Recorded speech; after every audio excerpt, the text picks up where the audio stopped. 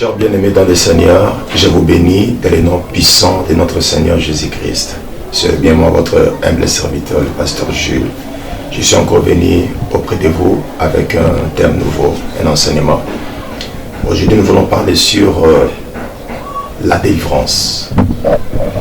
C'est une thématique qui est enseignée partout et puis qui est aussi objet de beaucoup de polémiques.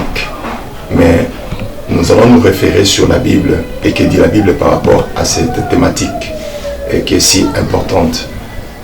Nous allons nous atteler sur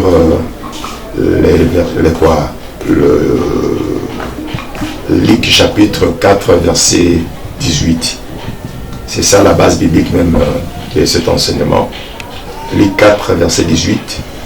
J'aimerais lire seulement une portion là où ça soutient l'idée sur la délivrance. Le Seigneur a dit ceci. Le Seigneur Jésus, il a dit: l'Esprit du Seigneur est sur moi.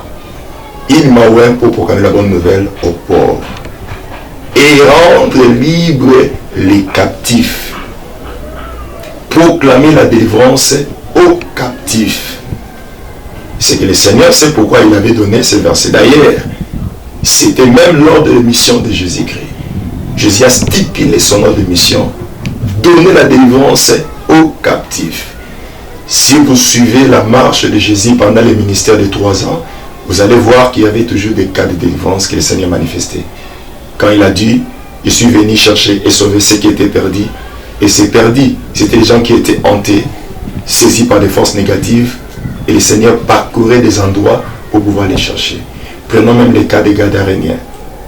Celui-là aussi était saisi par des forces négatives et le Seigneur lui a donné la délivrance.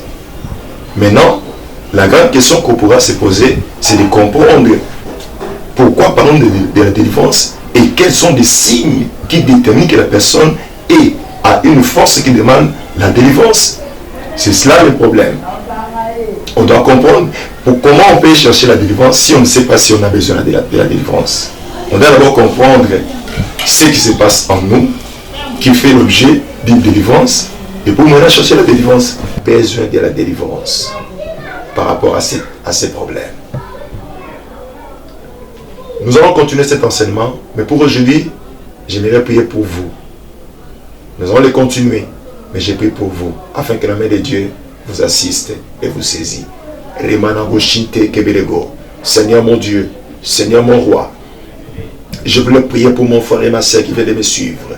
Je détruis toute force et puissance démoniaque qui a servi sa vie, qui détruit sa vie, dans les noms puissants de Jésus-Christ, afin que cette force quitte son corps, libère son corps, Seigneur mon Dieu.